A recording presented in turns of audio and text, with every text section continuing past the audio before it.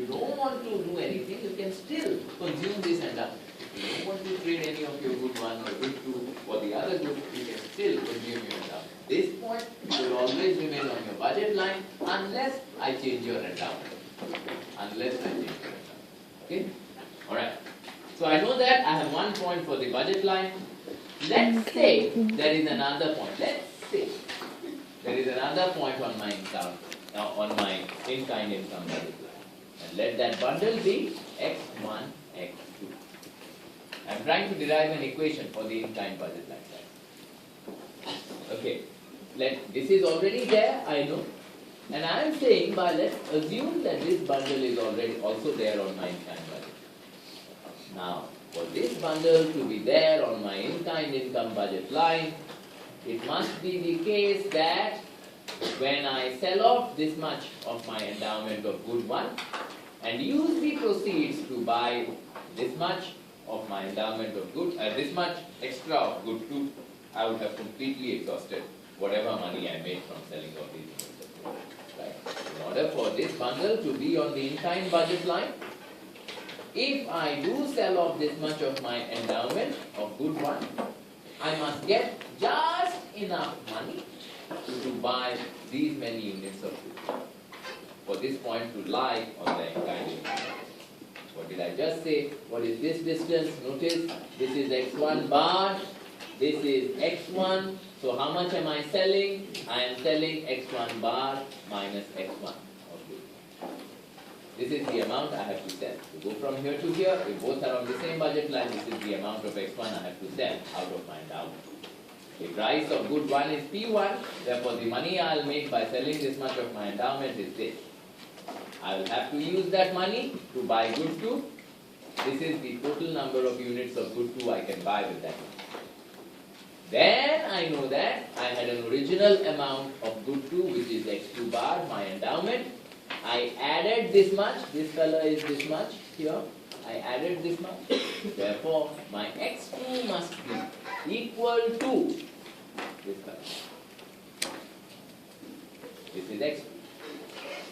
The x2 here, the number of units of good 2 in this bundle must be equal to my endowment plus the amount I bought from selling of these things. Only then will this bundle lie on my in-kind income. Got it, guys? Once I notice this, all I need to do is to make x2 the subject of the formula, which is already in terms of x2. Just expand it. x2 is equal to p1 over p2 minus p1 over p2 x1 plus x2 bar plus p1 over p2 x1. Got it. This is the equation of my in-kind budget line. Notice the slope remains the same as our traditional budget line. It's a straight line. Y is equal to mx plus c. This is the constant. The slope remains the same as our traditional budget line. The intercept term is now this. This is your intercept term. And if I were to want to plot the budget line with the in-kind income, it would look like this. Slope remains the same, minus P1 over P2. This is your endowment, which must lie on the budget line.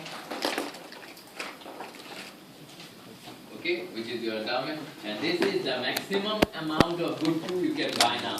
What is the maximum amount? You keep all of your endowment of good 2, then you sell off all your endowment of good 1 and buy good 2 with it. If you sell off all your endowment, what will you get?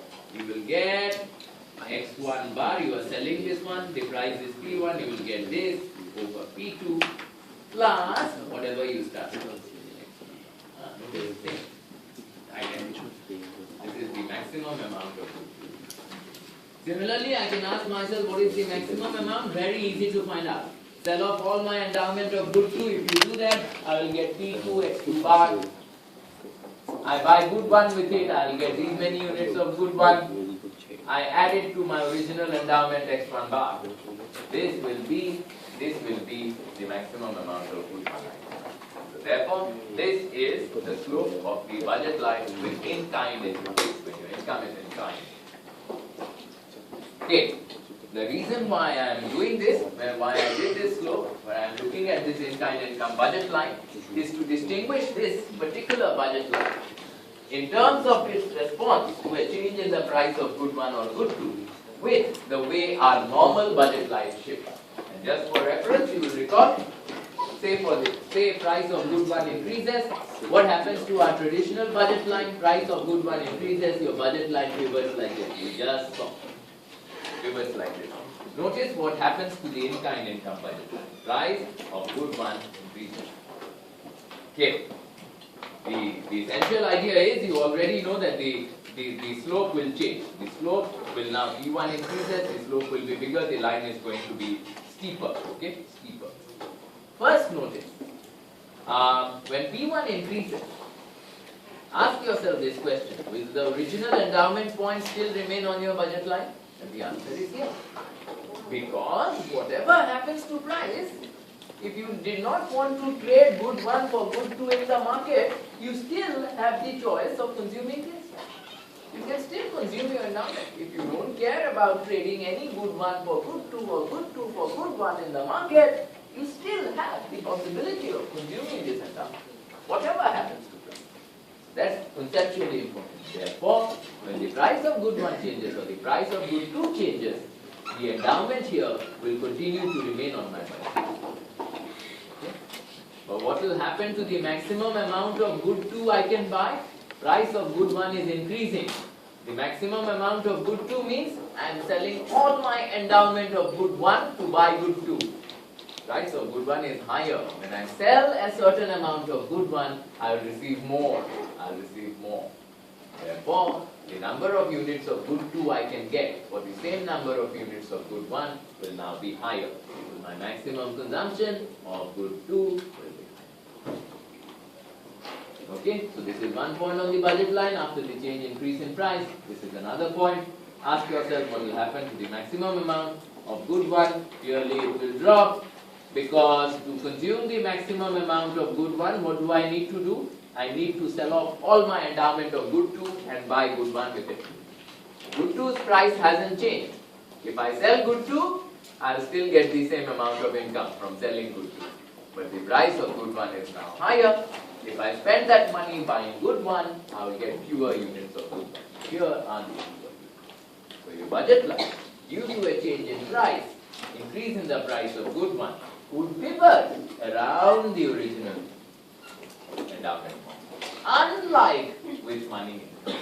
This is what is happening with money income, this is what happens with in-kind income. Similarly, a drop in the price of a good one, drop in P1, you should be able to see, go and tell yourself that. Okay, see for yourself. Will shift, pivot the budget line, in-kind income budget line, around the endowment. So in other words, the only thing that can shift the budget line out, there is some shifting of the budget line out here with the traditional income model. The only thing that can cause the budget line to shift out completely is an increase in your endowment. As time becomes generous, instead of giving me 10 cartons of cigarettes and 20 bottles of whiskey, gives me more now, higher endowment, and then my new budget line will pass through this higher endowment. Whatever the case might be, any change in price that happens now will cause the budget line to pivot around this endowment. That's the important part.